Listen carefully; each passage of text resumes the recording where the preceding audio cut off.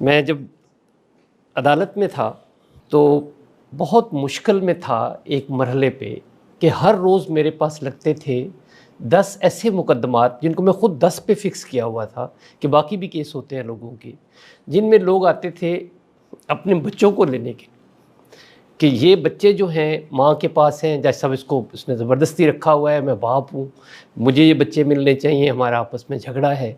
और अक्सर बच्चे माँओं के पास होते थे तो बाप कहता था इसको मंगवाएं, मेरे हवाले करें, या फिर बाप छीन लेते थे और माँओं को घर से निकाल देते थे। तो वो केस 10 लगते थे रोज़। तो मेरे लिए ये बहुत ही एक मुश्किल मरहला था। और आपने शायद मेरी किसी वीडियो टॉक में ये बात सुनी भी हो रोते हुए कि इतनी मुश्किल बात है कि मैं देखता था कि ये बच्चे जो मैच्योर हैं, ज़रा बड़े हैं, 8-10 साल के हैं, 15 साल के हैं, या 6-7 साल के भी हैं, तो मैं उनसे पूछता था कि बच्चे, और ये लॉ में ये प्रोविज़न है कि अगर बच्चा समझदार है तो आप ज़रूर पूछें कि उसने माँ के साथ कंफर्टेबल है या बाप के साथ कंफर्टेबल। मेरी सारी जजी धरी की धरी रह जाती थी। चीफ जस्टिस साहब बेबस हो जाते थे जब 100% बच्चे ये कहते थे कि हमने दोनों के साथ जाना। तो इस बात पे मैं बड़ा ही परेशान होता था। इसके लिए फिर मुझे बहुत लोगों से मशवरा करना पड़ा, पढ़े लिखे लोगों से, कि ये क्या जजी है और ये क्या काम है, ये किस मुश्किल में हूँ मैं, क्या मैं बच्चों को काट के तो दे नहीं सकता। तो तरीका एक ही है कि इन दोनों को समझाया जाए, माँ बाप को। इनको मैं कहूँ कि देखो, ये मेहरबानी करो, अपने घर को बचाने की कोशिश करो। तो मसला ये होता था कि जज जो है हमारे मुल्क में, ये एक कानून के ताबे होता है। अगर आप में से किसी, मेरी बहन और बेटी को ये इत्तफाक हो अदालत में जाने का, तो जज अपने उस ज़ाब्ते से हट के बात नहीं कर सकते। तो मेरे लिए ये मुश्किल मरहला जो है, इसको मैं हल नहीं कर पाया।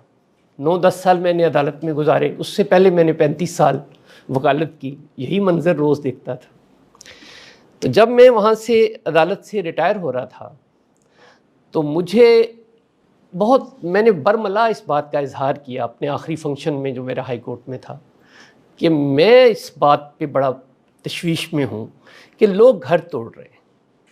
और जब मैंने पता करवाया तो उस वक्त जिस दिन मैं रिटायर हो रहा था, लाखों मुकदमे सिर्फ तलाक की अदालत में थे, ये लाखों में।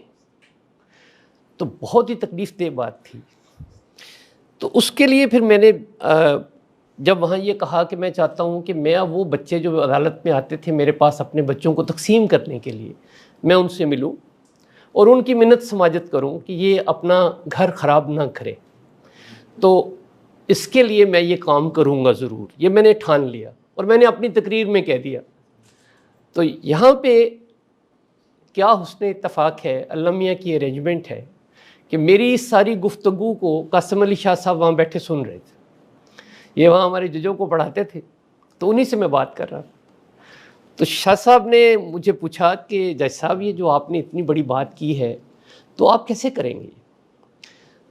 मैंने इनको जो जवाब दिया वो अपनी अकल के मुताबिक था। मैंने कहा, मैंने सोचा हुआ है, मैं 2 फोल्डिंग चेयर्स ले रहा हूँ और एक फोल्डिंग टेबल ले रहा हूँ, मैं अपनी गाड़ी में रखूँगा।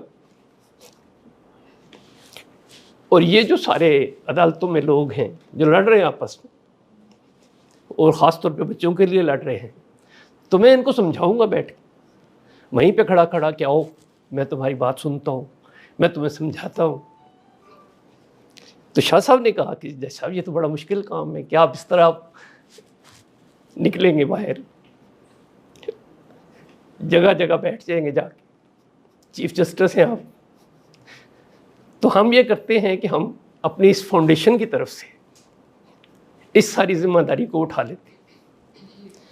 ये रिकॉर्डेड मेरी और शाह जी की बात है। मैंने इनसे कहा, शाह साहब, ये मुझे अंदाज़ा है, मैं उम्र में आपसे बहुत बड़ा हूँ, ये एक बहुत मुश्किल काम है, आपकी फाउंडेशन शायद ये बोझ नहीं उठा सकेगी, और ये बड़ा एक दिक्कत तलब काम है। क्यों? इस सवाल का जवाब भी बड़ा दिलचस्प है कि आप अपनी ज़िंदगी में जहाँ 2 लोगों को लड़ते हुए देखते हैं, आप पास से गुजर जाते हैं, मदाखलत नहीं करते। हमने मिनहसुल कौम बरे सगीर में ये कसम खाई हुई है कि मियाँ बीवी की लड़ाई में बिल्कुल मदाखलत नहीं करनी। अभी डॉक्टर आसफ़ा कह रही थी कि बहुत ख़तरनाक बात होती है कि मियाँ बीवी आपस में लड़ रहे हैं, आपके सगे बहन भाई मदाखलत नहीं करते, सब यही कहते हैं ये कल सुलह कर लेंगे आपस में, हम जलील हो जाएंगे। तो ये ऐसा एक सब्जेक्ट है कि जिसमें अगर हम लोगों को बैठा के ये बात कर रहे हैं कि आप अपना घर मत तोड़ें, आप अपने बच्चों को तकसीम ना करें, तो इस मुश्किल काम को करने के लिए हम किस तरह का लाया अमल अख्तियार करें।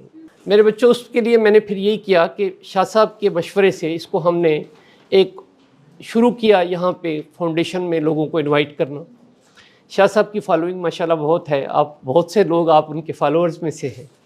तो उन्होंने कहा जब शाह जी ने अपने लेक्चर्स में कि आप अपना घर टूटने से पहले एक दफ़ा जज साहब से मशवरा करें, तो आना शुरू हुए लोग हमारे पास, और बहुत ज़्यादा लोगों ने हमारे साथ आके अपना रब्ता कायम किया। और हैरत मुझे उस वक्त हुई कि जब तमाम के तमाम लोग 100% केसेस में सारे ये चाहते थे कि हमारी सुलह हो जाए, और घर फिर भी टूट रहे। सुलह करना चाहते हैं और तलाक हो रही है, तलाक के नोटिस आए हुए। कितने लोग हैं जिन्होंने आके मुझे बताया कि जी गुस्से में तलाक दी थी बीवी को, वो चली गई घर अपने, घर वालों ने किसी मौलवी साहब के पास जाके फतवा ले लिया, किसने 3 दफ़ा तलाक कह दिया, अब तलाक हो गई, अब कुछ नहीं हो सकता। अब वो दोनों बैठे पछता रहे हैं, दोनों रो रहे हैं, और बच्चे दरमियान में रुल रहे हैं। लेकिन मैं उन मौलवी साहब से मुकाबला नहीं कर सकता, क्योंकि अगर उनका कोई फतवा है और वो किसी उनके मजहबी इल्म की बुनियाद पे है, तो मैं उनसे क्या कह सकता हूँ। मैं यही कर सकता हूँ कि जो मुल्क का कानून है उसके मुताबिक हम उसमें से कोई रास्ता तलाश करें। लेकिन ये जो बाहर के लोगों की मदाखलत है, ये जो बात आपकी घर से बाहर निकल जाती है, तो एक बात मेरे बच्चों मैंने बहुत शिद्दत से महसूस की है कि आपके हमदर्द लोगों की तादाद आटे में आयोडीन से भी कम है, जेलस लोगों की तादाद ज़्यादा है। अक्सर मैंने देखा है कि लोग जेलस हैं, वो किसी को खुश होते देख के खुश नहीं होते। ये बहुत ही एक मुश्किल समाजी ज़िंदगी के मरहले पे हैं हम, कि जहाँ पे हमें कोशिश करनी चाहिए कि लोग खुश हों हमारी वजह से एक दूसरे के साथ, वहाँ हम लोगों को लड़ा के खुश हैं। यहाँ अपने इस 2-2.5 साल से जब से हमने ये प्रोजेक्ट शुरू किया है, इस बात को मैंने बहुत एहतियात से एग्ज़ामिन किया है कि लड़ाने वाले लोग जो हैं उनकी तादाद हज़ारों बल्कि लाखों में है, और सुलह कराने वाले है ही नहीं। क्योंकि सबसे ज़्यादा जो आपकी हमदर्द हैं वो आपके माँ बाप हैं, सबसे ज़्यादा हमदर्द हैं आपके बहन भाई हैं। तो अगर वही इस बात में हिचकिचाहट का मुजाहरा कर रहे हैं, वही रिलक्टेंट हैं, तो कहाँ से कोई आसमानी मखलूक आएगी जो आपकी सुलह कराएगी, जन्नत आएंगे, कौन लोग आएंगे। तो ये जो काम जिसको मैंने महसूस किया कि करने वाला है और लोगों को ये समझाने वाली बात है, इसको जब मैंने शुरू किया था तो मुझे लगता था ये बहुत मुश्किल काम है, लेकिन अब मुझे ये लगता है कि ये बिल्कुल मुश्किल काम नहीं है। अगर आप किसी नाराज़ आदमी का हाथ पकड़ के दूसरे नाराज़ आदमी के सामने बैठा के उसकी बात करवाते हैं और उसके लिए आपको कुछ तानो तशनी या गुस्सा बर्दाश्त करना पड़ता है, तो इससे ज़्यादा मुकद्दस और शानदार काम कोई नहीं। जो हमारे आप में से जो बेटियां मेरे पास आई हुई हैं ऑलरेडी, अगर किसी के केस हैं, जैसे अभी इस बच्ची का मुझे पता चला ये पहले से है हमारे पास, तो ये जो मैं मिन्नत समाजत करता हूँ, लोगों की दरख्वास्त आती है हमारे पास, किसी की, मियाँ की या बीवी की, तो दूसरे को बुला के उसको ये कहना कि देखो तुम्हारे लिए बहुत मुश्किल हो गई है कि तुम्हारी बीवी ने मुझे लिख के दे दिया है फॉर्म पे कि मैं सुलह करना चाहती हूँ। अब अगर तुम सुलह नहीं करोगे तो तुम्हें मुझे कोई बहुत बड़ा जवाब बताना पड़ेगा, और मैं एक इस सारे शोबे का एक पुराना तजर्बाकार खिलाड़ी हूँ, 45 साल मैंने अदालतों में गुजारे हैं, तो तुम्हें जो वजह मुझे बतानी है वो बहुत सोच समझ के बता। अगर तुम्हारी वजह बहुत माकूल हुई मियाँ की या बीवी की कि हमने इकट्ठे नहीं रहना, तो मैं तुम्हारी बात को रिस्पेक्ट करूँगा, मैं तुम्हें खुद एवेल्यूएट करके दूंगा कि आपका इकट्ठा रहना मुनासिब नहीं है। आपको सुन के हैरत होगी कि हमने इन 1400-1500 केसेस में ये जो अभी तादाद आपको हमने बताई है, ये उन केसेस की है जो हम रजिस्टर करते हैं फाउंडेशन में। लेकिन जब से ये काम शुरू हुआ है, मैं मुसलसल इस दबाव में हूँ कि बेशुमार लोग मेरे पास वैसे ही आ जाते हैं और मैं अपना दरवाज़ा बंद नहीं करता उनके लिए। आप में से कोई आएगा और मेरे पास आके मुझसे कहेगा जी मैं इस सारे मामले में मेरी मदद करें, तो मैंने चूँकि ख़ुद को इस काम के लिए वक्फ़ किया है। जब आप किसी काम को वक्फ़ कर देते हैं अपने आप को, तो उसमें फिर आपके लिए गुंजाइश नहीं रहती। यहाँ पे 2 हफ्ते पहले इस फाउंडेशन के गेट पे मैंने पिंडी जाना था अपनी एक कज़न की शादी को अटेंड करने के लिए। शाम को शादी थी और वो दिन था, मैं जुम्मा और हफ्ता बैठता हूँ सिर्फ, तो वो दिन था हफ्ते का। और मैंने बताया दफ्तर में अपने बच्चों को जो मेरे साथ काम करते हैं यहाँ के, मैंने शादी पे जाना है। तो उन्होंने कहा जी ठीक है, कल चले जाएं आप।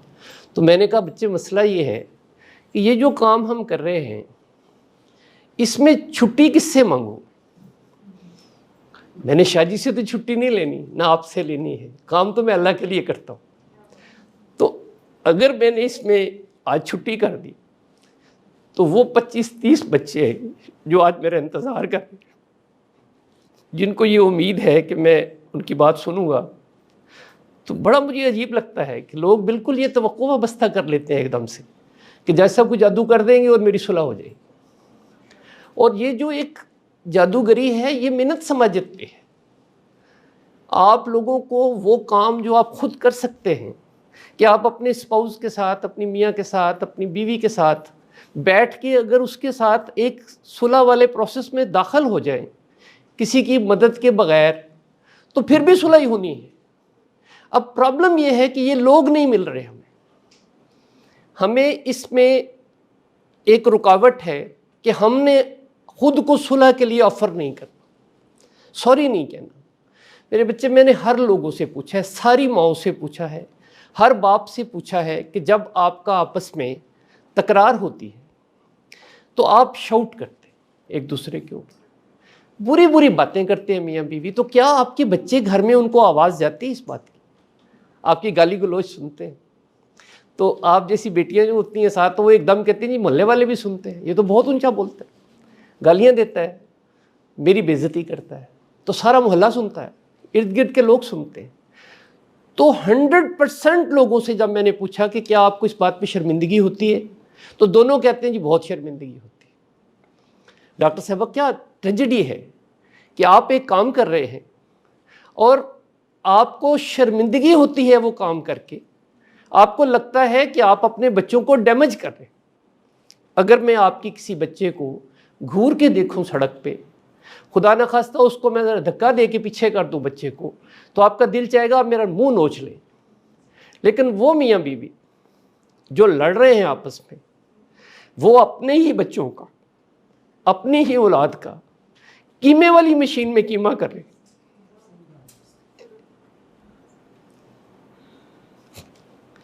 पैंतालीस साल में मेरा एक तजस्सुस था, मेरा एक शौक़ था पूछने का लोगों से कि लोग जराइम क्यों करते हैं, क्योंकि मेरा शोबा यही था, क्रिमिनल साइड पे मैं वकालत भी करता था, फिर जज भी ऐसे ही था। कोई 90% से ज़्यादा लोगों को मैं पूछता था जब, तो रिज़ल्ट में ये पता चलता था कि ये जो क्रिमिनल हैं, जराइम पेशा बच्चे हैं, लोग हैं, और मनशियात वाले ख़ास तौर पे जो बच्चे हैं, और वो जो दहशतगर्दी के मुकदमों में पकड़े हुए बच्चे हैं, इनमें से 90%, 100 में से 90 बच्चे ब्रोकन फैमिली के बच्चे। और ये बहुत आसान है इस बात को समझना। बच्चे को सिर्फ माँ नहीं पाल सकती, बच्चे को सिर्फ बाप भी नहीं पाल सकता। ये कुदरत ने जो निज़ाम में एक नेचर का एक हिस्सा है, दुनिया की कोई औरत स्वाय, एक एक्सेप्शन है कायनात में, हज़रत मरियम की, बाप के बगैर बच्चा नहीं होता। तो ये जो दोनों को मिलके एक बच्चा बनाना पड़ता है, जब दोनों की एक कॉमन प्रोजेक्ट है, उसको चलाने के लिए, उसको आगे लेके जाने के लिए 2 बैटरियों की ज़रूरत है। कई मोबाइल फ़ोन, कई आपके घर में ये रिमोट कंट्रोल ये पड़े हुए हैं, टीवी के, एसी के, इनमें 2-2 सेल पड़ते हैं। एक सेल इसमें ना हो तो ये काम नहीं करता। ये जो औलाद की परवरिश है, इसमें दोनों सेल चाहिए। अगर खुदा न खास्ता कोई नहीं होता तो उसमें अल्लाह मियाँ सब्र देता है। मुझे अपने वालिद साहब के साथ बेतहाशा अटैचमेंट थी, और उनको जब कैंसर डायग्नोज हुआ तो उनके बारे में तो डॉक्टरों ने बता दिया था कि उनके इतने दिन की ज़िंदगी बाकी है। तो 3-4 मेरे क्लास फेलो दोस्त डॉक्टर थे जो मेरा ध्यान रखते थे हर वक्त कि वालिद साहब गए तो ये भी चला जाएगा।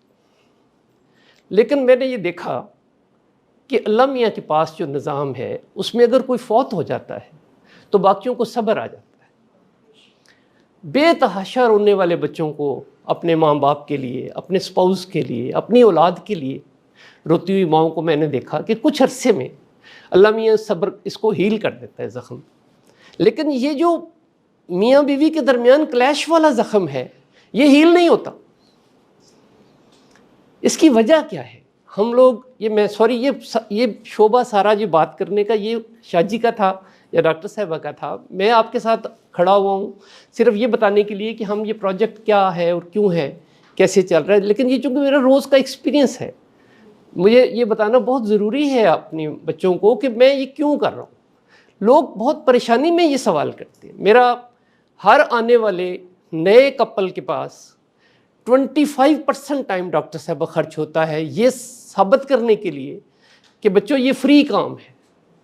लोग मानते नहीं, लोगों को हैरत होती है, यकीन नहीं आता, सोचते हैं कोई फंदा होना है पीछे, जैसा पता नहीं कल को क्या करेंगे, पैसे मांग लेंगे हमसे, इनको कोई फ़ायदा होगा इस काम को करने का। बड़ा ही मुश्किल काम है लोगों को ये बताना कि ये बिल्कुल फ्री में है। और इसमें मैं आपको एक और बात बता दूं कि ये जो लंगर होता है ये फ्री में होता है, इसके पैसे नहीं होते। कहीं भी आप देखें लंगर बट रहा है तो वो फ्री में है। तो लंगर किस्मत वाले को ही मिलता है। मैं हैरान होता हूँ कि मेरी सर्विस फ्री मौजूद है, हम यहाँ से फाउंडेशन की तरफ से वक्तन फ़वक्तन इसको प्रोपेगेट कर रहे हैं, लोगों को बता रहे हैं कि हम ये मुफ्त में काम कर रहे हैं, फिर भी लोगों को बेचारों को ज़्यादा वो नहीं पता चल रहा कि हम उनके लिए क्या काम कर रहे हैं। तो इसकी सबसे बुनियादी चीज़ ये है कि हमारे पास जो आते हैं लोग, शायद कुदरत उनके लिए कोई रास्ता बनाती है। पहले किसी की दुआ कबूल होती, किसी आपकी दुआ नहीं कबूल होती, बाज़-औक़ात झगड़ालू लोगों की दुआ नहीं शायद कबूल होती, आपकी औलाद की दुआ कबूल होती। 3 साल का आपका बच्चा माहिरीन नफ्सियात के मुताबिक बाकायदा आपके झगड़ों पे अपना रिएक्शन शो करता है, सहम जाता है, खौफज़दा हो जाता है, बच्चे बात नहीं करते।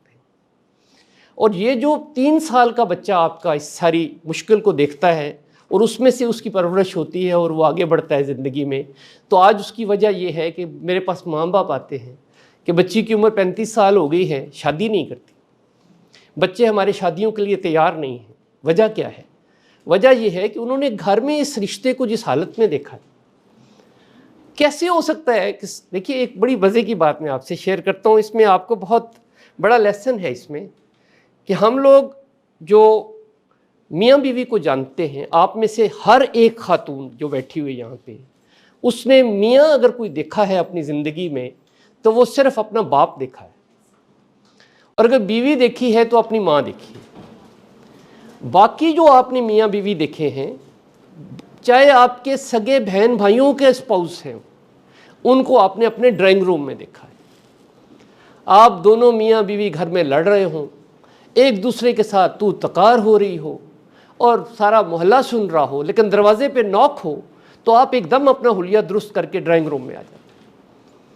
सबसे बड़ा प्रॉब्लम इस रिश्ते को जो ख़राब कर रहा है वो ये है कि हम लोग किसी दूसरे की ज़िंदगी के बारे में कुछ नहीं जानते। आप सब एक दूसरे के सामने बैठ के झूठ बोलती हो, अपने घर के लिए, अपनी इज़्ज़त के लिए, अपने माँ बाप की इज़्ज़त के लिए। किसी को ये नहीं बताती कि किस मुसीबत में है मेरी ज़िंदगी, लिहाजा दूसरा ये समझते आइडियल है।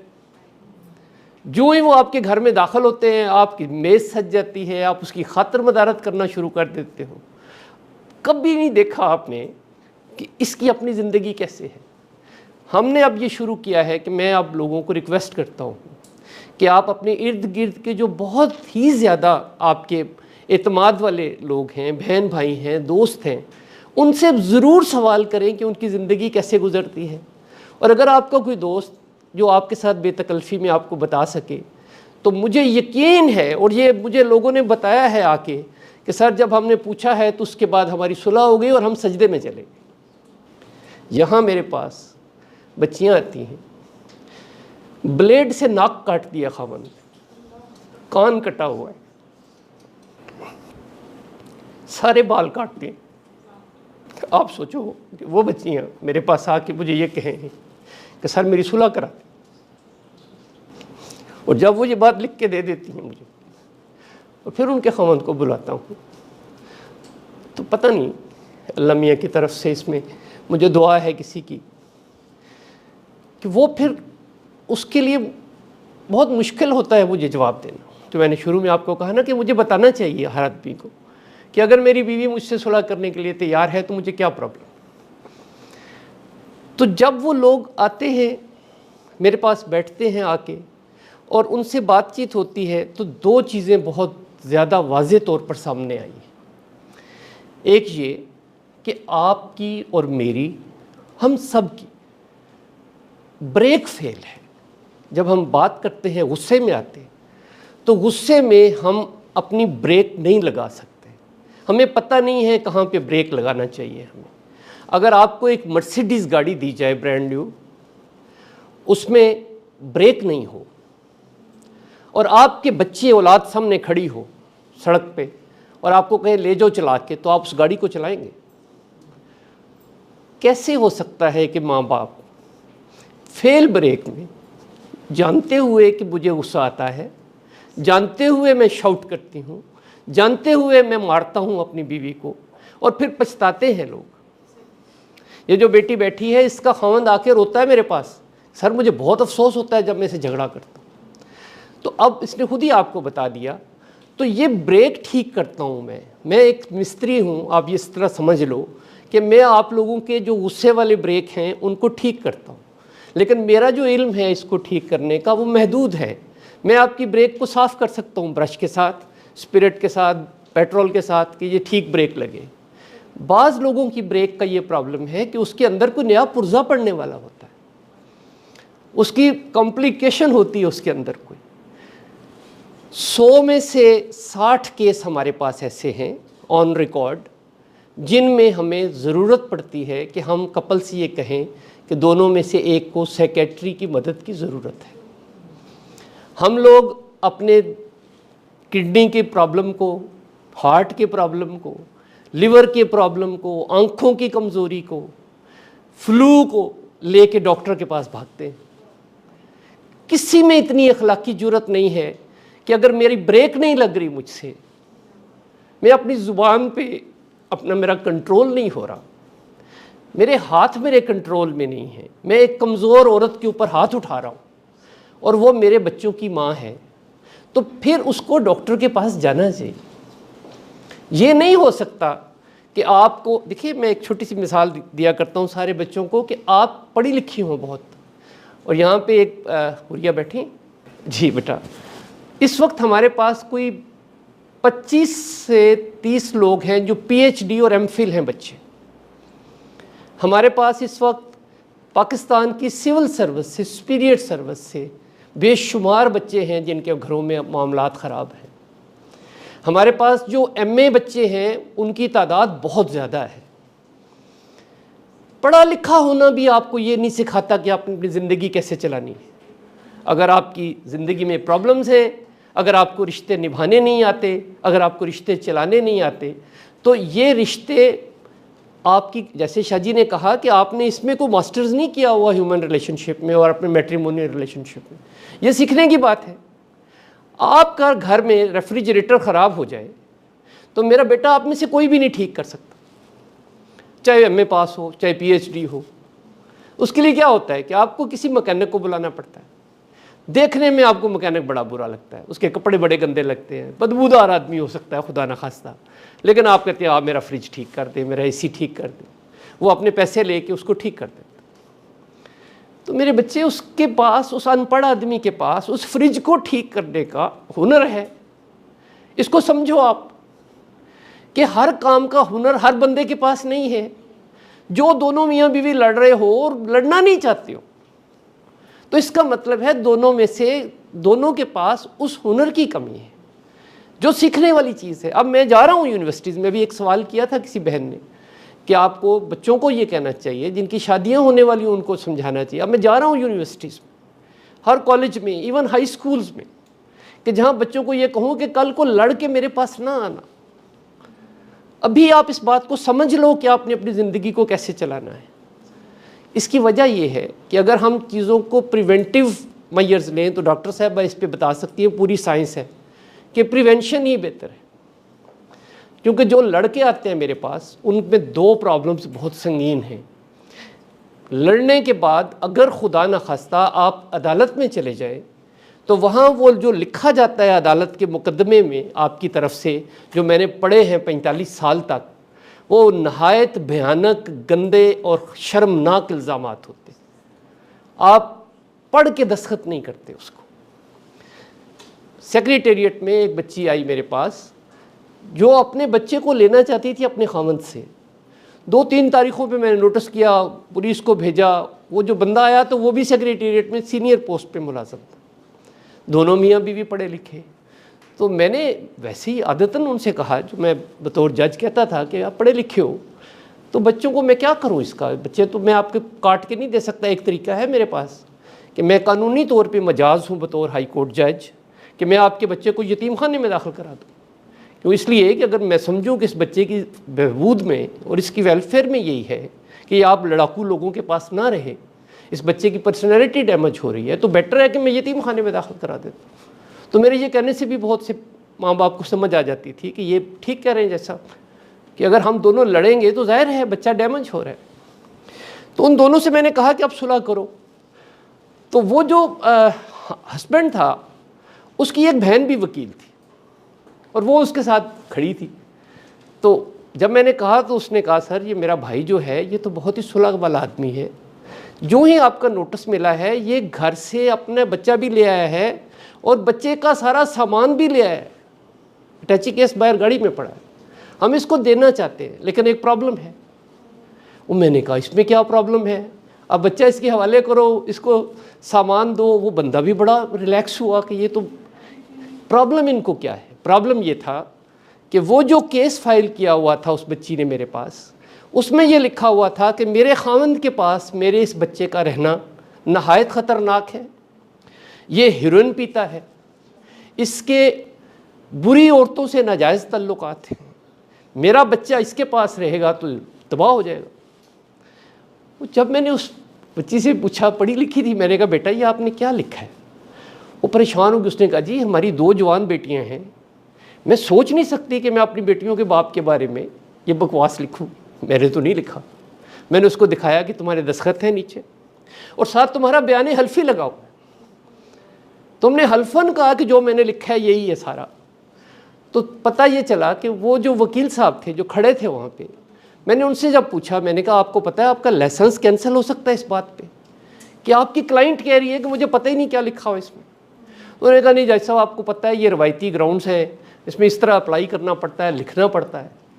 तनसीख निकाह के दावों में इस तरह लिख के जमा कराते हैं केस, खुला के दावों में ऐसी बातें लिखते हैं, और जब आप किसी खावंद के बारे में ये बात लिख के अदालत में केस करेंगे तो वो जो जवाब दावा दाखिल करेगा वो आपका कुछ नहीं छोड़ेगा। और जब मैंने उन दोनों से पूछा कि ये आपने क्या लिखा, दोनों शर्मिंदा हैं, दोनों अपनी ही नज़रों से गिर जाते हैं। लेकिन जो कार्रवाई अदालतों में हो रही है, जिसका मेरे से बड़ा गवाह तो आपको कोई नहीं मिलेगा ज़िंदगी में कि जिसकी सारी ज़िंदगी इन चीज़ों में गुजरी। तो वो जो लिख के दिया, उस सारे लिखे हुए को, उस सारे प्रॉब्लम को हमने मिट्टी का तेल नहीं डाला, उससे भी कोई बड़ी वो जो होती है ना, कोई आग को भड़काने वाली चीज़ उस पर डाल दी, और वो एक घर जो बिल्कुल जुड़ सकता था वो बहुत ज़्यादा फासले पे चला गया। दोनों ख़ानदान फासले पे चले। एक और बात मैं आपको बताऊं, जब कोई बेटी अपने खावंद के साथ झगड़ा करके अपने घर आई है तो एक बहुत बड़ी प्रॉब्लम का सामना करनी पड़ती है। आपसे ज़्यादा इसको कोई नहीं समझ सकता। उसका सबसे बड़ा प्रॉब्लम ये होता है कि जब उसकी शादी हुई वो चली गई, अक्सर घरों में पीछे उसकी भाभियाँ आ गई, उनके भी बच्चे हो गए। बाज़ बच्चियां हैं जिनके पेरेंट्स की डेथ हो गई, अब उनके भाइयों के घर हैं, अब वो आई वापस। अब जब बच्ची घर आती है नाराज़ होकर, मेरी बेटी मैरिड है, वो आएगी खुदा न खास्ता कभी इस तरह नाराज़ होकर मैं उसको कान से पकड़ के वो चल अपने घर छोड़ के आऊँगा। अब ये मसला है कि घर में जो ख़ावंद के साथ झगड़ा है, जो बहुत ही मसनूई सा झगड़ा है, मैं भी आपको बताता हूँ ये मसनूई झगड़ा कैसे होता है, ये भी मैं आपके साथ बात शेयर करूँ। वो मसनूई झगड़े जो हैं उसकी बुनियाद पे जब वो आती है माँ बाप के घर, तो सबसे बड़ा उसका जो साइकोलॉजिकल इशू है वो ये है कि मैंने अपनी जगह यहाँ वापस कैसे बनानी है। अब वहाँ उसका वो पुराना बेडरूम भी कोई नहीं है, अब वहाँ उसकी जगह भी कोई नहीं है, वो किचन भी उसका वो अपना नहीं रहा, क्योंकि तो मैरिड है, अपने घर चली गई थी शादी करके। अब वो वहाँ पे अपनी जगह बनाने के लिए अपने पेरेंट्स को, आप यकीन करो, मैं आपको क्या बताऊँ, अगर आप में खुदा न खास्ता खुद कोई बैठी होगी तो उसको पता होगा कि ये 100% एग्जेजरेट करती। यहाँ हमने सुलह कराई है लोगों की, जब सुलह हो गई मियाँ बीवी की, तो मेरी ये आदत है कि मैं पेरेंट्स को ज़रूर बुलाता हूँ। अभी तो मैंने नानी नाना और दादी दादा के नाम एक बाकायदा एक लेक्चर भी दिया है, उसकी भी कोई वजूहात हैं बहुत, कि अगर हम आपकी सुलह कराते हैं किसी की, तो उसमें जब तक आपके ससुराल से और आपके वालदैन से उस पर मोहर ना लगे और तस्दीक ना हो, उस वक़्त तक बच्चे बात नहीं बनती, वो बेकार की सुलह है। ऐसी सुलह को मैं मसनूई सुलह कहता हूँ, मैं वो नहीं कराता। तो उसमें बच्ची को जब मैंने कहा कि ठीक है अब सुलह हो गई है, तो हम एक मंगाते हैं बुके खूबसूरत सा और तुम्हारी दोबारा रुखसती करते हैं, यहाँ से तालियाँ बजा के तुम्हें भेज देते हैं। तो उसने कहा जी मेरे वालदैन नहीं मानते। मैं परेशान हो गया कि कैसे दुनिया के वो वालदैन हैं, मैं तो सोच नहीं सकता कि ऐसे वालदैन दुनिया में पैदा भी हो सकते हैं कि जो बीवी बेटी उनकी अपने घर जाना चाहती है, खुशी से रहना चाहती है, 2 साल से अदालतों में मुकदमे चल रहे हैं, और वो कहती है मैंने जाना है, तो वो कहती है जी मेरे अब्बा जी को और मेरी माँ को आप समझाएं। मेरे लिए नाकाबिल यकीन बात थी, इसलिए कि मैं सोच ही नहीं सकता बतौर फादर, मुझे कैसे यकीन आए कि कोई बंदा अपनी बेटी के रास्ते में खड़ा हो जाए कि नहीं बेटा मैंने नहीं तुम्हें बसने देना। तो उनको जब बुलाया तो पढ़े लिखे लोग थे, ये एक से ज़्यादा केस है। उनको पूछा तो उन्होंने कहा जी कि बात ये है कि आप तो जैसा सुलह करा रहे हैं, ये जज्बाती हो रही है बच्ची हमारी, वो इसको मार देंगे। मैंने कहा कैसे मार देंगे, ये तो अपनी मर्ज़ी से जा रही है, बड़ी खुशी से जा रही है, मियाँ बीवी मेरे सामने बैठ के मुझे इन्होंने सेटिस्फाई किया है कि इन्होंने अपने जो प्रॉब्लम्स हैं, वो जो मेरा प्रोसेस है, मैंने उसके मुताबिक इनके मसले को, इनके पिछले सारे इश्यूज़ को डिलीट कर दी। मैं खाली सुलह में बिलीव नहीं करता, आप माफ़ कर सकते हैं लेकिन माफ़ी का कोई फ़ायदा नहीं है, आपको सिलेक्ट आल करके डिलीट ओके का बटन दबाना पड़ता है। तो मैंने कहा इसका आपस में दोनों का कोई झगड़ा नहीं है। उन्होंने कहा जी मार देगा। मैंने डिटेल्स पूछी उनसे, तो पता चला कि उन्होंने, बेटी ने आके ये बताया कि एक दफ़ा छुरा लेके हमला किया उसने, गोली मारने लगा था, और एक दफ़ा सास ने पकड़ लिया और उसने मिट्टी का तेल भी डाल दिया इस पर, तो उसकी चीखों पुकार पे बच गई। अब मैंने उस बच्ची को फिर दोबारा से अलग मीटिंग की उसके साथ, तो पता ये चला कि वो ऐसी कोई बात नहीं हुई, इस तरह का कोई वाक़या नहीं हुआ। उस बेचारी के लिए प्रॉब्लम ये था कि अगर मैं ये पोर्ट्रेट पूरी फिल्म नहीं करूँगी तो शायद मेरे पेरेंट्स जो हैं वो मुझे अपने घर में वो जगह नहीं देंगे। अब वो भाई ख़ास तौर पे जिनके घर में बेटियाँ आती हैं, बहनें आती हैं, उनको ये बहुत बड़ा प्रॉब्लम होता है। तो ये मल्टी डायमेंशनल चीज़ें हैं जिनकी वजह से आपके मामलात ख़राब होते हैं, और ये अदालतों में जाने से ज़्यादा ख़राब होते हैं। ये जो प्रोजेक्ट है आस्क, ये एक वाहिद अभी पाकिस्तान में एक ही हमारा ये डिज़ाइन है इसका, कि जिसमें एक बंदा आ जाता है सुलह करने और दूसरे को मैं बुला लेता हूँ। तो जब दोनों को बुला के बिठाते हैं तो सुलह हो जाती है, होनी होती है। 10 से ज़्यादा केसेस ऐसे हैं हमारे पास, 11 या 12 केस हैं जिसमें मैंने ख़ुद माँ बाप को बुला के कहा कि इनकी डिवोर्स होनी चाहिए। ये बिल्कुल नहीं है कि हर शादी जो है वो 100% सुलह वाली होती है। कई कपल्स हैं जिनको इकट्ठे नहीं रहना चाहिए। मैंने अगर किसी की सुलह नहीं कराई, मैंने फील किया कि अगर मैंने इनकी सुलह करा दी तो या ये बच्ची खुदकुशी कर लेगी, बच्चों को मार देगी, खामंद को मार देगी, खामंद इसको मार देगी। तो इनके दरमियान जो क्लैश है, इनके दरमियान जो प्रॉब्लम है, इसमें ये ज़्यादा बेहतर है इनको अलहदा कर दिया जाए। वहाँ पे एक बहुत बड़ा पहाड़ मेरे ऊपर नाज़िल हो जाता है मुसीबत का, कि अक्सर बच्चियाँ जो हैं वो बेचारी वल्नरेबल हैं, अक्सर बच्चियाँ, उनकी एम्पावरमेंट कोई नहीं है, जॉब ही कोई नहीं है। अब किसी बच्ची से यह कहा जाए कि तुम तलाक ले लो तो उस बेचारी की तो जान निकल जाती है, मैं जाऊंगी कहाँ, जगह है ही नहीं कोई। एक बच्ची सुबह 6 बजे यहाँ चौकीदार से जाते हुए पूछी आके बैठ गई, यहाँ पे MA पास थी और एक दफ्तर में क्लर्क थी। शादी की पहली रात खाविंद ने तलाक दे दी, माँ बाप उसके है नहीं थे, तो वो बैठी हुई थी 6 बजे से आके यहाँ पे। जब मैं आया तो पता चला कि जी वो सुबह 6 बजे से बैठी हुई है एक लड़की। उसको बुला के पूछा, उसने कहा जी कि वो मेरे खाविंद ने मुझे पहली रात तलाक दे दी। उसने कहा कि मेरे साथ धोखा हुआ है, ब्यूटी पार्लर वालों ने धोखा किया है, रिश्ता कराने वालों ने धोखा किया है, तुम्हारी तस्वीरें गलत दिखाई हैं, तुम्हारा मेकअप गलत हुआ है, तुम्हारा कद बढ़ा दिया उन्होंने ये कर दिया, मैं तो बिल्कुल फ्रॉड हो गया मेरे साथ, और बाकायदा तलाक दे के फारग कर दिया। उस लड़के के वालिद से बात की, मैंने कहा आपको पता है कि आपके ख़ानदान में ये कितना बड़ा गुनाह हो गया है कि एक बच्ची से आपने अरेंज्ड मैरिज की। वो बाप बेचारा परेशान हुआ, एक सुई गैस के महकमे में मुलाजिम था। उसने कहा जी वाकई आप सही कह रहे हैं, मुझे पता चला है, मैंने बेटे को बहुत नाराज़ हुआ हूँ कि क्या किया इसने, लेकिन वो तैयार ही नहीं है इसको रखने के लिए। इस तरह की शादियाँ हम बेजोड़ करते हैं। यहाँ पे हमारे यहाँ जो सबसे ज़्यादा इस वक्त जो केस पेंडिंग है हमारे पास, उसमें जो मैंने आपको बताया है कि जो खुद हम अपने ही पाँव पे कुल्हाड़ी मारते हैं, अदालतों में जाके बग़ैर पढ़े वो दस्तखत कर देते हैं दावों पे, जहाँ बहुत ही नागुज़ीर हो जाता है कि अदालत में जाना है, खुला का केस करना है, बच्चों के खर्चों का केस करना है, तो वो नहीं देखते कि उसमें लिखा क्या है, हम किस आदमी पे क्या इल्ज़ाम लगा रहे हैं। अगर आपने इतने बड़े बड़े इल्ज़ाम लगा दिए किसी पे, तो सुलह कैसे होगी। उस केस में जिसकी मैंने आपको सेक्रेटेरिएट वाले दोनों मुलाजिम मियाँ बीवी का बताया, उसमें उसकी बहन जो वकील थी उसने कहा सर ये सुलह हो जाएगी तो ये केस ख़त्म हो जाएगा, लेकिन मेरे भाई की नौकरी चली जाएगी, हमें मानना पड़ेगा ना इसका केस सही है। अगर हम ये लिख देंगे कि ये इसका दावा ठीक है, हम इसको मानते हैं, हम बच्चे और सामान इसके हवाले कर रहे हैं, तो ये तो इस बेचारे की नौकरी चली जाएगी। 19 ग्रेड का अफसर है ये। तो बिल्कुल उसकी बात दुरुस्त थी और उनको फिर मुझे बुलाना पड़ा, फिर चैम्बर में बिठा के बहुत लंबी चौड़ी डिस्कशन हुई, वकला के साथ मुझे डिस्कस करके उनको इस मुसीबत में से निकालना पड़ा जो उनके लिए अपनी खुद सख्ता मुसीबत थी। शादी नहीं चली, कोई बात नहीं, उस औरत ने कहा, उसने कहा जी हम दोनों नहीं अंडरस्टैंडिंग हुई। अब ये बच्चा इसके पास था, मैंने लोगों से कहा इसको ले आओ, उसका खाविंद बोल पड़ा, उसने कहा किसको तुमने कहा था कि बच्चे को ले आओ। वो 4-5 लोगों को उसने नाम बताया, उसमें से एक बंदा मेरे पास नहीं आया।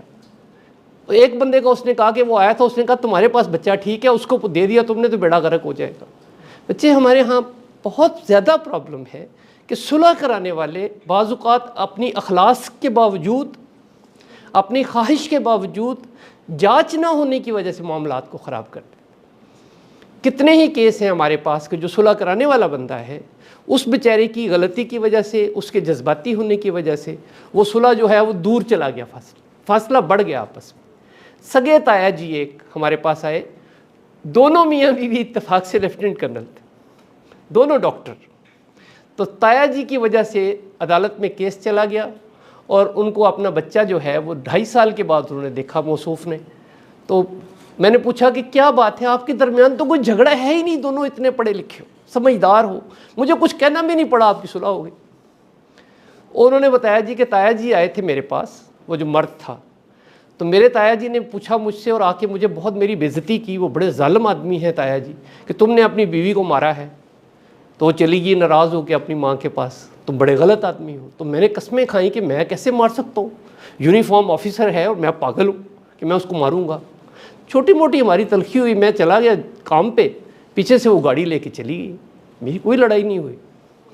उन्होंने कहा नहीं, मुझे तो तुम्हारी सास ने बताया है कि तुमने उसको मार के निकाल दी। अब वो कहता है कि मुझसे फिर बर्दाश्त नहीं हुआ, फिर मैंने अपनी सास को 2-4 गालियाँ ताया जी के सामने दे दी कि जी उसी की वजह से सारा फसाद है, वरना हमारा तो कोई झगड़ा है ही नहीं, ये वही करती है जो करती है। तो आप जाके पूछे मेरी बीवी से, अगर वो ये कहे तो अदालत में उसने केस किया हुआ है खुला का, तो मैं जाके बयान दे के खुला कर देता हूँ, मैं उसके हक़ में बयान दे देता हूँ, मैं बच्चे भी उसको छोड़ देता हूँ, उसके पास हैं दोनों, लेकिन मैंने उसको हाथ भी नहीं लगाया। अब ताया जी वापस गए, ताया जी ने अपनी उस बहू को बुलाया और उसकी सास के सामने उससे पूछा, हाँ बेटा, उसने तुम्हें मारा था, कहाँ मारा था मुझे बताओ। अब वो ताया जी बड़े मुखलस आदमी हैं, उनकी ख्वाहिश ये है कि घर बस जाए। और अभी अदालत में केस नहीं था, अभी शुरू में झगड़ा हुआ, पहले हफ्ते की बात है। तो उन्होंने कहा जी कि मुझे मारा तो नहीं था, बस गालम गलोच हुई थी हमारी, मैंने भी उसको अंग्रेज़ी में गालियाँ दी, उसने भी मुझे गालियाँ दी। फिर मैंने कहा खामखा बात बढ़ जाएगी, मैं घर आ गई अपने। उसने कहा उसकी सास को कि बीबी आपने मुझे परसों बैठ के यहीं इसी जगह पे क्या बताया था कि मार के घर से निकाल दिया, तो आपने झूठ बोला मेरे साथ। तो वो कहता है उसने कोई जवाब तो नहीं दिया, लेकिन उसकी बीवी ने बताया जो मेरे पास बैठी हुई थी कि अम्मा शर्मिंदा हुई कुछ। तो ताया जी एकदम भड़क उठे, उन्होंने कहा कि सारे फसाद की जड़ तुम हो, और वो जो 4-5 गालियाँ मेरे खावंद ने मेरी माँ को दी थी वो रिपीट की उन्होंने, वो सही गालियाँ देता है तुम्हें। अब वो मोहतरमा ने क्या किया कि अगले दिन सुबह एक अदालत में जाके खुला का केस दायर करवा दिया। उनकी ईगो का मसला आ गया कि ये मैं तो शर्मिंदा हो गई हूँ, जलील हो गई हूँ, हालांकि सारा फॉल्ट उस खातून का था। उन्होंने, लेकिन अगर हम गहराई में जाके देखें, उसकी माँ की नज़र से देखें, तो पता नहीं उसका ये फॉल्ट भी नहीं था। तो हम में से कितने लोग हैं जो अपने फॉल्ट्स को, अपनी गलतियों को इस नुक्ता नज़र से देखने की कोशिश करते हैं। आखिरी बात ये बच्चे कि हम सारे अपनी ज़िंदगियों को जो ख़राब कर रहे हैं वो इसलिए कि हम सारे, आप में से अंग्रेज़ी कितनी बच्चियाँ समझती हैं? सारी अंग्रेज़ी, छोटी छोटी अंग्रेज़ी जो आम ज़िंदगी में होती है, आम अल्फाज। बेटा हम सारे लोग बदकिस्मती से, जो मेरी ज़िंदगी का तजुर्बा है, हम रिएक्ट करते हैं हर बात में। 2 लफ्ज़ हैं अंग्रेज़ी में, एक है रिएक्ट, एक है रिस्पॉन्ड।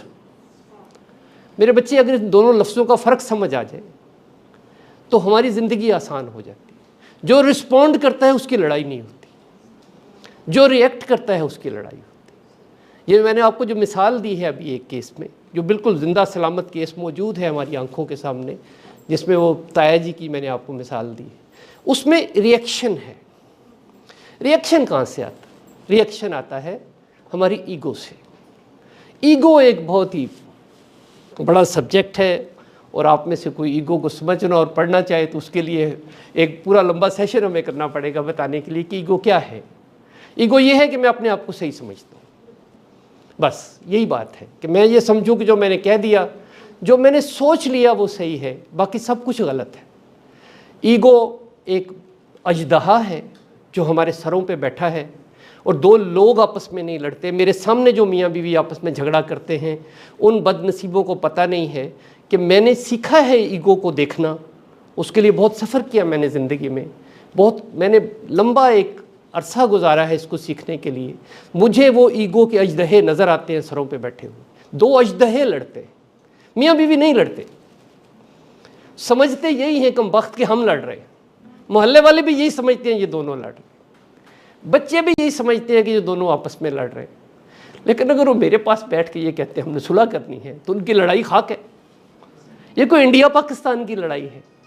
हमें यही नहीं पता कि दुश्मनी और इख्तलाफ में क्या फ़र्क होता है। अगर हमें रिस्पॉन्ड का और रिएक्शन का नहीं पता, तो हमें दुश्मनी और इख्तलाफ का भी नहीं पता। आपकी क्यों लड़ाई झगड़ा है? घर में कोई दुश्मनियाँ हैं? किसी ने मर्डर किया हुआ है किसी का? कुछ भी नहीं है। छोटे छोटे इख्तलाफात बड़े हो जाते हैं, और वो बड़े इख्तलाफ जो हैं वो जब बाकी लोगों के हाथ में आते हैं, कितने, एक बुज़ुर्ग हमारे पास आए तो मैंने उनसे कहा कि आप इतने समझदार आदमी हैं, आपने अपनी भांजी की सुलह नहीं कराई। मामा जी थे, उन्होंने कहा जी मैंने इसको सुलह कराता, लेकिन ये बड़ी खुदसर लड़की है। अपनी भांजी के बारे में कह रहे इसकी सुलह हो रही है, ये बड़ी खुदसर है। एक दिन मैं आया था गर्मी में इसके घर, तो ये बाहर से कॉलेज से आई, मैंने इससे पानी मांगा, इसने मुझे पानी नहीं दिया, अपने कमरे में चली गई। तो हमने इसका एनालिसिस किया, तो वो मामू ने जो बात बताई वो 12 साल पुरानी बात थी, उसकी शादी से पहले की। वो 12 साल पुरानी बात मामा जी ने जेहन में रखी, और जब उसकी सुलह की बात हो रही है तो अपना गुस्सा यहाँ आके निकाल दिया। अब देखिए ना, ये हमारे रिएक्शंस हैं, हमारी तवक्कुआत हैं अपने बच्चों के बारे में, अपने दोस्तों के बारे में, कि ये जो मैं कहूँ बस वो मान जाए चुप करके। कैसे हो सकता है? जैसे शाह जी ने कहा है कि हर बंदी की अपनी पर्सनैलिटी है, आपका अपना मजाज है, दूसरे का अपना मजाज है। इन दोनों मजाजों को समझने के लिए, इस सारी बात को समझने के लिए आप इस प्रोजेक्ट के ज़रिए, अपने लिए नहीं, अपने दोस्तों के लिए, अपने रिश्तेदारों के लिए, जहाँ जहाँ आप समझें कि दो लोग आपस में झगड़ा कर रहे हैं और उनका मियाँ बीवी का आपस में कोई मामला सेटल नहीं हो रहा, तो आप बिला तकल्लफ हमें कांटेक्ट करें और फिर आके देखें, उनके साथ आ जाएं आप बेशक। अब देखें कि हम किस तरीके से उनकी कोशिश करते हैं। हर कोशिश कामयाब नहीं होती, लेकिन इसमें मज़े की बात यह है कि हम कोई फ़ाइल बंद भी नहीं करते। ये जो उम्मीद है हमारी, ये चलती रहती है। एक बच्ची का फ़ोन आया इंग्लैंड के एक हॉस्पिटल से कि मुझे कैंसर है, मेरे पेट में बच्चा है, खामद छोड़ के चला गया, तलाक का नोटिस भेज दिया उसने, और वो इंग्लैंड के एक दूसरे शहर में रहता है। और मसला ये हो गया है कि बच्चा चूँकि उसका है, तो डॉक्टर ये कहता है कि लिख के दो कि दोनों में से एक की जान बचानी है, कुछ भी हो सकता है। अब मेरी सर्जरी नहीं हो रही, अब खामद नाराज़ है, तो उसको आप किसी तरह से मेरी मदद करें, मैंने आपका प्रोग्राम देखा है। अब वो इंग्लैंड में बैठी हुई, उसके खामद से बात हुई। मैं अपनी ज़िंदगी की बहुत बड़ी कामयाबी समझता हूँ कि अगले दिन वो बच्चा वहाँ पे था हॉस्पिटल में। और ये जो एफ़र्ट है इंसानी जो है, इसके अंदर आप ज़िंदगी में कोई काम अखलास से करके देख लो, उसमें फेलियर नहीं है। आप मुझे एक्सेप्शन बता दो कि आपने काम अखलास से किया और उसमें आप फेल होंगे, नहीं होता। आप अखलास से करेंगे तो कामयाब होंगे। अब मैं बहुत सी बातें यहीं पे छोड़ के उनको दफन कर रहा हूँ, क्योंकि आगे हमने 3 सेशन और करने हैं। आपके हस्बैंड्स के साथ बात करनी है, उसके बाद हमने आप दोनों से बात करनी है तीसरे सेशन में, और उसके बाद आपके जो सास ससुर हैं उनसे बात करनी है। तो उन सब के साथ भी इसी तरह हमने बैठ के एक डायलॉग करना है। उसमें से अगर कोई काम मुफीद बात निकल आएगी तो हमारे लिए बड़ी खुशी की बात होगी। आपको अगर मेरी किसी बात की समझ आई मेरे बच्चे, तो वो बहुत ही अच्छी बात है। और अगर आपको मिल के ये अंदाज़ा हुआ है कि ये एक प्रोजेक्ट ऐसा है कि जो डूएबल है, इसकी जो साख्त है, इसके अंदर जो मैं अना की, जो ईगो की मैनेजमेंट का काम करता हूँ, जो मिस्त्रियों वाला काम करता हूँ, उसका फ़ायदा हो सकता है। आपको हो सकता है, आपके स्पाउस को हो सकता है, आपके बच्चों को हो सकता है। एक बच्ची ने, 12 साल की बच्ची ने मेरे सामने मुझे बैठ के कहा कि मैंने अपने स्कूल की बच्चियों का इंटरव्यू किया है, मेरी माँ की गलती से तलाक हुई थी इससे। 10-12 साल की बच्ची है। तो मैंने तो कुछ नहीं कहा, लेकिन माँ के तो तोते उड़ के बेचारी कि उसने कहा जी मैंने इस बच्ची के लिए अपनी ज़िंदगी बर्बाद कर दी सारी, और ये आज मुझे ब्लेम कर रही है आपके सामने बैठी। मैं उसको सुबह स्कूल से उठा लूँगी। और मैंने कहा इसमें भी उसका क्या कसूर है, ये बच्चा है। इसने कहती है मैंने सारी सहेलियों से पूछा है, वो सारी कहती हैं हमारे माँ बाप लड़ते हैं, और जो वो बताती हैं माँ बाप कैसे लड़ते हैं, मेरी माँ का तो उतना झगड़ा ही नहीं हुआ, और मेरी माँ ने अदालत में जाके तलाक ली हुई है, तो मैं तो सही ब्लेम कर रही हूँ इसे, इसने मेरा बाप छीन लिया मुझसे। तो बच्चे, ये इतनी मल्टी डायमेंशनल ये सारी डिस्कशन है कि इसके इतने बेशुमार पहलू हैं कि जिसके लिए आपको एक दिन पूरा चाहिए वर्कशॉप करने के लिए। कई कई दिन हमें इस पर डिस्कस करना चाहिए। हमारे पास ऑनलाइन ये फैसिलिटी है, आप हमें जब फ़ोन करती हैं, कॉल करती हैं, तो हम डायरेक्ट आपसे बात कर सकते हैं। कोई वीडियो कॉल हम कर लेते हैं, ऑडियो कॉल हमारी हो जाती है। लेकिन ये होता सिर्फ 2 दिन के लिए, क्योंकि अगर मैं 2 दिन से ज़्यादा ये काम करूँगा तो फिर शायद मैं जल्दी फौत हो जाऊँगा, क्योंकि ये बहुत दुख देने वाला काम है बच्चे। मेरा बच्चे ये बहुत ही ज़्यादा दुखी करने वाला काम। आप लोगों के लिए शायद ये एक आसान सा मामला होगा कि मैं बैठता हूँ, मैं लोगों से कहता हूँ सुलह कर लो। मैं ऐसे नहीं कहता,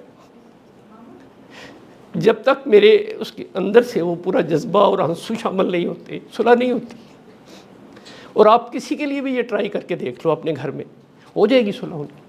किसी को किसी के पास जाने की ज़रूरत नहीं है। अब अपने साथ कर लो ये फैसला कि मैंने अखलास के साथ अपने खामन से सुलह कर। बच्चे, थोड़ी सी कोशिश थी। अभी आपके खामन आएंगे, उनको मैं बताऊंगा कितनी खराबियाँ हैं इन लोगों में, कितने बदनसीब लोग हैं कि जो एक पर्सनैलिटी डिफरेंस को इंडिया पाकिस्तान की जंग बना देते हैं। अपने बच्चों को मैंने कहा ना, कीमे वाली मशीन में डाल के कीमा करते हैं उनको। बड़ी मोहब्बत का दावा होता है, बच्चों से कोई मोहब्बत नहीं। जो मियाँ बीवी लड़ रहे हैं, जो अदालतों में हैं, जिनके आपस में इख्तलाफात हैं और उनको ठीक करने की कोशिश नहीं कर रहे, मेरे बच्चे वो अपने औलाद से मोहब्बत नहीं कर रहे। मेरे पास सबूत है इसके कि वो मोहब्बत नहीं कर रहे, क्योंकि उनके पास कोई वजह नहीं है लड़ने की। जिन्होंने मुझे आके वजह बताई 10 लोगों की, 12 लोगों की, मैंने तलाक करवा दी। मैंने कहा आप ठीक कह रहे हो बच्चे, आप तलाक ले लो। लेकिन आपको ऐसे लोगों को तलाश करना चाहिए कि जो आपके ख्याल में आपकी एफर्ट से ठीक हो सकते हैं। अगर कहीं आपको लगे कि आपकी कोशिश कामयाब नहीं हो रही, तो मैं हूँ यहाँ पे, मेरे पास भेज दें, मैं दुआ ही कर सकता हूँ, कोशिश कर सकता हूँ कि हो जाए। कोई सवाल बहुत ज़रूरी है तो कर लीजिए प्लीज़ आप। बच्चे रिस्पॉन्ड का ये होता है, मैं छोटी सी मिसाल देता हूँ कि एक बंदा एक बहुत बड़े बुज़ुर्ग के पास गया बच्चा, तो उसने कहा कि एक लड़की है वो मेरे साथ रहना चाहती है, हम निकाह नहीं करना चाहते। तो वहाँ जो लोग बैठे हुए तो एकदम से तलवारें सूंघ के खड़े हो गए। ये वाक़या आप पढ़ सकते हैं, हदीस की किताबों में है। तो उन्होंने कहा कि ये इस बच्चे ने इससे बदतमीज़ी की है, इसकी गर्दन उतार देनी चाहिए। तो रिस्पॉन्स ये आया कि नहीं, इससे पूछें कि ये जो बात इसने की है ये कर ले बेशक, लेकिन शर्त ये है कि वो लड़की जो है जिसका रहना चाहता है उसका कोई बाप, भाई, मामू, चाचा, ताया ना हो दुनिया में, या कोई उसको कोई मुआशरे का बंदा उसको बेटी ना समझता हो आप। क्योंकि जो ये समझेगा, क्योंकि उस बच्चे ने ये कहा जी कि हम दोनों रजामंद हैं, तो आप लोगों को क्या प्रॉब्लम है। उन्होंने कहा हमें कोई प्रॉब्लम नहीं, लेकिन अगर आपकी बहन और बेटी किसी के साथ जा रही है तो आप क्या करोगे। उसने मैं मार दूंगा। तो उन्होंने कहा यहाँ तो पूरा मुआशरा मार देगा आपको, ये तो बहुत गलत और गंदी बात कर रहे हो आप। तो ये रिस्पॉन्स है। इसका जो रिएक्ट है वो ये है कि उसको मार दो पकड़ के। हम बच्चों की बात को रिएक्ट कर रहे हैं रोज़, आप रिस्पॉन्स नहीं दे रहे। आप बच्चों के साथ बैठ के रिस्पॉन्स पे बात करें, वही बच्चे आपके बहुत अच्छे हैं, बहुत प्यारे हैं, वही आपकी बात समझ जाते हैं, सुन लेते हैं। आप खुद रिस्पॉन्स को बहुत अहमियत देते हो, अपने खावंद से एक्सपेक्ट करती हो आपकी रिस्पॉन्स दे। बात करें मेरे साथ बैठ के, डायलॉग करें, मुकालमा करें। मुकालमा ख़त्म हो रहा है माशरे में से, हमें कोशिश करनी चाहिए दोबारा से इसको राइज करें। डॉक्टर के पास चले जो वो बात ही नहीं सुनता, फटाफट दवाई लिख के फ़ारिग कर देता है। आप टीचर का और स्टूडेंट का मुकालमा कोई नहीं है हमारे सामने, कहाँ है, क्लास में कोई नहीं है। जज का, वकील का मुकालमा कोई नहीं है। तो ये मुकालमा ख़त्म हो गया। जब हम अपने मुकालमे को वापस ले आएंगे तो ज़िंदगी में तो चीज़ें आसान हो जाएंगी। ये कोई और सवाल। बहुत अच्छे बच्चे, ये सारे वही बात जो पहले आपकी बहन ने कही है कि हमें कुरान को पढ़ना चाहिए, अपने दीन को पढ़ना चाहिए। सारे मज़हब में जो जिसका जो मज़हब है उसकी किताब को पढ़ें।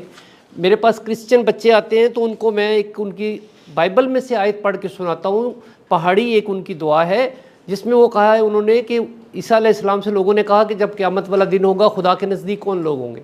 तो वो उसमें एक आयत ये है, एक जवाब है ईसा अलैहिस्सलाम का। उन्होंने कहा कि खुदा के नज़दीक तरीन जो बंदा होगा जो सुलह करता है और सुलह कराता है। ये बाइबल में लिखा हुआ है। पहाड़ी उसका उन्वान है, जिस तरह हमारी सूरत फातिहा है इस तरह उनकी ये एक पूरी सूरत है, पहाड़ी उसको कहते हैं।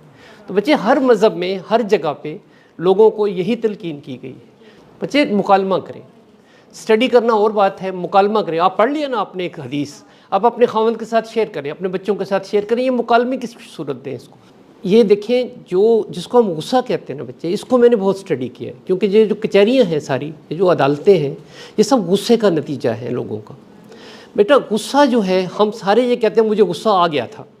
आप भी यही कहती हो अपने घर में, मुझे गुस्सा आया था। एक बात आप कहती हो मैं गलत बात बर्दाश्त नहीं करती। बच्चे गलत बात ही बर्दाश्त करनी होती। जो आपके लिए मैं अच्छी बात कह रहा हूँ आप बर्दाश्त नहीं कर रही, इंजॉय कर रही हो उसको। तो गलत बात को बर्दाश्त करना जो है वो बहादुरी है। गुस्सा जो है मैंने आज तक नहीं देखा बच्चे, इतनी बड़ी गलतफहमी है इंसानी ज़िंदगी में कि गुस्सा आ जाता है। गुस्सा अगर आने वाली चीज़ हो तो अपने से ताकतवर पे भी आए। बच्चे गुस्सा हमेशा कमज़ोर पे आता है। आपका बॉस आपको गालियाँ दे रहा है, आपका बॉस आपको ह्यूमिलिएट कर रहा है, लेकिन आपके घर की मजबूरियां हैं, आप अपनी जॉब कर रही हो किसी जगह पे, लेकिन उसके मुकाबले में ज़रा सी बात अपने खामंद की सुनने को तैयार नहीं। यहाँ मैं आपको अक्सर मिसाल देता हूँ बेटियों को कि बाहर से आती हैं, अपने घर से लेके दफ्तर तक 100 लोग बकवास करने वाले हैं, घूर के देखने वाले हैं, सीटियाँ बजाने वाले हैं। आ जाती हैं, भूल जाती हैं रास्ते में क्या हुआ था, खैर खैरियत से अल्लाह का शुक्र अदा करती हैं, दफ्तर पहुँच क्यों खैर से। लेकिन दफ्तर का कोई बंदा उसके मुकाबले में 1000 गुना छोटी बात करे तो आग लग जाती है उससे, वो जाएगी बहुत, इसको निकाल लो दफ्तर से, ये बहुत गंदा आदमी। इसकी वजह है बच्चे, उसकी वजह ये है कि हमें गुस्सा वहाँ ज़्यादा आता है जहाँ हम तवक्को ज़्यादा करते हैं, जहाँ हमारी तवक्कुआत हैं, एक्सपेक्टेशंस हैं, वहाँ पे गुस्सा आता है। वैसे गुस्सा आता ही नहीं। मैं इसकी बहुत सी मिसालें हैं मेरे पास। मैं आपको एक FIR दिखा सकता हूँ जिसमें एक बंदे ने छोटी सी गाली पे बंदे का मर्डर कर दिया। तो उसका जो बॉस था वो बैटमैन था एक, तो उसका मेजर जो बॉस था वो मुझे मिलने आया। उसने कहा जी मैं इसकी फ़ीस देना चाहता हूँ, ये गरीब आदमी है, सज़ाए मौत हो जाएगी इसको, इसका मुकदमा लड़ना चाहता हूँ। तो वो रोता था कि मैंने इसको सारी ज़िंदगी माँ और बहन की गालियाँ दी हैं, वो छोटी सी गाली पे इसने बंदा मर्डर कर दिया। मैं कितना खुश नसीब हूँ, बच गया उसके हाथ से। इसको मुझे तो कई साल पहले कत्ल कर देना चाहिए। बच्चे गुस्सा कोई चीज़ नहीं है, हमने खुद अपने अंदर से गुस्सा निकालना होता है और उसके लिए हमें कोई कमज़ोर सहारा चाहिए होता है। खामद भी कमज़ोर होता है, बीवी भी बहुत कमज़ोर होती है, दोनों वल्नरेबल है एक दूसरे के लिए। खामद जब बीवी की मिन्नत समाजत कर रहा होता है कि तुम मेरी माँ को खाना पका दो, बच्चे बहुत ही वल्नरेबल होता है, क्या करें, खुद तो उसको पकाना नहीं आता तो उसको बीवी को कहना पड़ता है, डिपेंडेंस है। तो इसको एक्सप्लॉइट करने की बजाय अगर आप इसको मोहब्बत में कन्वर्ट कर दो, गुस्से वाली बात है ही नहीं। और गुस्सा अगर आ गया तो बस समझो कि क्यों आया है, उसको एनालाइज करो। जी मेरे बच्चे, ये जो एक लफ्ज़ होता है अंग्रेज़ी में इंटेलेक्चुअल कंपैटिबिलिटी और एक होता है इंटेलेक्चुअल सुपीरियरिटी, दो इंसानों के दरमियान ये फ़र्क हर जगह मौजूद होता है। 3 जगह ऐसी हैं जहाँ पे हम कहते हैं कि इंटेलेक्चुअल सुपीरियरिटी होनी चाहिए। मसलन जज की इंटेलेक्चुअल सुपीरियरिटी होनी चाहिए वकील के मुकाबले में, ताकि अदालत चलती रहे। टीचर की इंटेलेक्चुअल सुपीरियरिटी होनी चाहिए क्लास में, तब क्लास चलती है। अगर आपका टीचर आपसे इंटेलेक्चुअली इन्फीरियर है तो वो क्लास नहीं चलती, आप सीख ही नहीं सकते। इसी तरह से बच्चे, दोनों मियाँ बीवी में से दोनों को पता होना चाहिए कि हम में से ज़्यादा पढ़ा लिखा और इंटेलेक्चुअली सुपीरियर कौन है, और उसको इस बात का नंबर देने चाहिए, रिस्पेक्ट करनी चाहिए। बच्चे आप दोनों ने डिसाइड करना है। देखिए, जहाँ आपने किसी को, वो आप कह रहे हो ना बहस करना, वो बहस नहीं है। मैं जो कह रहा हूँ, जब भी मैंने मियाँ बीवी को देखा, मैंने खुद दावत दी है, मैं होता हूँ रेफरी दरमियान में। मियाँ इधर बैठा है, बीवी इधर बैठी है, मैं कहता हूँ आपस में बात करो मेरे सामने। मेरे बच्चे, मैंने किसी एक को 10 मिनट के अंदर अंदर नहीं देखा कि लड़ ना पड़े। एकदम से आप लोगों की त्यूरी चढ़ जाती है, एकदम से आप एक दूसरे को गुस्से से घूरना शुरू कर देते हो, ज़रा सी उसकी किसी बात पे रिएक्ट करते हैं और वो सारे मुकालमा धरे का धरा रह जाता है। तो मैं सीटी बजा देता हूँ, मुझे पता चल जाता है कि अब ये मामला किस तरफ जा रहा है। तो थोड़ी ही देर में कितनी ही बच्चियाँ हैं आपकी दोस्त जिन्होंने कहा जी हमारी सुलह होगी, इसने मेरी बात सुन ली, बस सुलह हो। मैं तो कितने अरसे से इसको यही बात कहना चाह रही थी, मैं समझाना चाह रही थी इसको ये बात, तो इसने आज आपके सामने सुन ली है, बस इसको समझ आ गई ये बिल्कुल ठीक कह रहे हैं, इसने मेरी बात ही नहीं कभी सुनी। तो जब आप लड़ के बात करोगे बच्चे, कोई भी नहीं सुने। आप मुझसे जिस तरह सवाल कर रही हो, अपने हस्बैंड के साथ जाकर मुकालमा इस तरह करो, सवाल पूछो उससे। बच्चे, मुकालमे का क्या मतलब है? मुकालमे का मतलब वाज नहीं है, मुकाबले का मतलब डायलॉग भी नहीं है। मुकालमे का मतलब है कि आप दूसरे की बात समझना चाहते हैं। अगर मैं आपकी बात समझना चाहता हूँ तो मुझे आपसे मुकालमा करना पड़ेगा। तो आप इस तरह से एक रिलेशनशिप में जाके देखें तो इंशाल्लाह ताला आसानियाँ हो जाएंगी। और आप में से जो बैठी हैं उनके लिए, और जो आपकी दोस्त हैं सारे, और आपके सारे रिश्तेदार, जब भी मियाँ बीवी हमें विज़िट करना चाहें, अपॉइंटमेंट लें, आ जाएँ, हम उन दोनों के साथ बैठ के गप लगाएंगे। ये कॉन्टैक्ट नंबर इसी पे है, अभी उन्होंने शेयर किया था, दोबारा कर देते हैं। ये कासिम अली शाह फाउंडेशन की वेबसाइट है, उस पर आपने एक छोटा सा फॉर्म है वो फिल करना है। दोनों मियाँ बीवी आओ मेरे पास, कोई कुछ भी कहने की ज़रूरत नहीं है। लोग आते हैं, बड़ा अच्छा लगता है मुझे, पढ़े लिखे लोग आते हैं और वो आके अपने मसाइल को बयान करते हैं। खुशनसीब हैं वो लोग जिनको पता है कि हम अपने घर का फ्रिज नहीं ठीक कर सकते, हमें मैकेनिक की ज़रूरत है। तो बच्चे, जाना चाहिए मैकेनिक्स के पास, जाना चाहिए डॉक्टर्स के पास, अपने आप नहीं ठीक कर सकते आप। मेरे बच्चे, असल में ये होता है कि मैंने जो घरों में देखा है कि हमारी जो ख़वातीन नहीं भी जॉब कर रही, घर का काम कर रही हैं, मेरा बेटा वो ज़्यादा काम कर रही है अपने खावंद के मुकाबले में, लेकिन उसमें एक फ़र्क है। फ़र्क ये है कि आप अपने घर में जो काम कर रही हो, पूरे का पूरा आपका काम, उसमें उस तरह की, अगर कोई सास है, कोई नंद है, तो उसकी 1-2 लोगों की अपोजिशन है। लेकिन जो हस्बैंड बाहर काम कर रहा है बच्चे, उसको पूरी दुनिया की अपोजिशन, उसके ऊपर ज़्यादा प्रेशर्स हैं। अभी एक रिक्शे वाला आया हुआ था मेरे पास, तो उसकी बीवी, दोनों मेरे पास बैठे हुए थे। तो मैंने उसकी बीवी को कहा, मैंने कहा जब वो रिक्शे में बैठती हो तो रिक्शे वाले की कितनी इज्जत करती हो? कहती जी कोई नहीं करती। तो मैंने कहा इसके साथ रोज़ होता है बेचारे के साथ, ये घर आता है अपनी इज्जत के लिए, तुम्हारे साथ बैठने के लिए, गप लगाने के लिए, अपने बच्चों के पास बैठने के लिए। बाहर तो बेचारा बस वो बेइज्जती होता रहता। कितनी नौकरियाँ हैं जिसमें लोग अंडर प्रेशर काम करते हैं। तो हमें उन अपने हस्बैंड्स का, अपने स्पाउस का, और ख़ास तौर पर जो बच्चियाँ जॉब पर जाती हैं, उनसे जो घर वाले एक्सपेक्ट करते हैं कि ये घर का काम भी करे, वहाँ बच्चे बेटियों के साथ मिल के, अगर ससुराल में रहती है, अपनी जॉइंट फैमिली में है, तो बिल्कुल क्लियर एक लाइन लगानी चाहिए। मैं आपके वो जो आएंगे सास ससुर, तो उनसे बात करूँगा कि वहाँ पे हेल्प ले लेनी चाहिए, वहाँ पे आपको मुलाजिम रख लेने चाहिए, ना कि आप उसे कहेंगे तुम नौकरी छोड़ दो। और अगर वो छोड़ देगी तो फिर आपके लिए अजाब बन जाएगा, आप उसके, हो सकता है उसके बच्चे के लिए दूध भी ना प्रोवाइड कर सकें। कितनी बच्चियाँ यहाँ आती हैं बेचारी रोती हुई कि जी मुझे भाई आइसक्रीम वाला आता है, मेरी जेठानी अपने बच्चों को आइसक्रीम ले देती है, मैं नहीं लेके दे सकती। क्यों? कि वो खर्चा नहीं दे रहा उसको। तो ये सारी चीज़ें हैं बच्चे, इन्हीं के साथ ही हमने ज़िंदगियाँ गुजारनी है। ये सारा प्रोजेक्ट भी आपकी इसी ज़िंदगी के साथ मैंने जोड़ा है। बराबर है बच्चे, दोनों की कंट्रीब्यूशन है। मैंने पहले बता दिया 2 बैटरियाँ हैं, 2 सेल हैं। नहीं बच्चे, ऐसा नहीं होता। देखो बच्चे वही तरक्की करते हैं, वही बच्चे ग्रो करते हैं जिसको ये बैटरी पूरी प्रोवाइड होती है, दोनों सेल।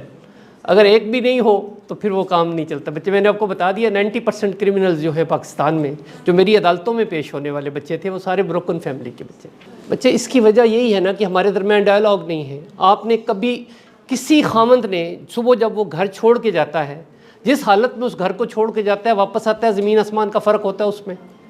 मुझे नहीं पता होता मैंने अपने शूज़ कहाँ फेंक दिए, जुराबें कहाँ फेंक दिए। बाज़ औक़ात तो मैं एंजॉय करता हूँ, मेरी बीवी बैठी है इत्तेफाक से, तो ये मुझे नाराज़ होती है कि तुम इधर उधर फेंक जाते हो, लेकिन फिर ठीक कर देती है रोज़।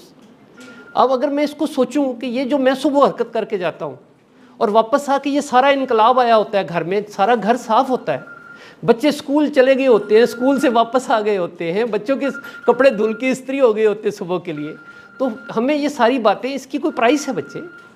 ये तो नहीं है कि एक बंदा जो है बाहर काम कर रहा है और बीवी के बारे में वो कहे कि ये कुछ नहीं कर रही। बहुत ज़्यादा काम है घर में, बेटियां ज़्यादा काम कर रही हैं। बेटियों का सबसे बड़ा मसला ये है कि वो सेंसिटिव हैं, अपने पेरेंट्स के लिए भी उन्होंने सोचना होता है।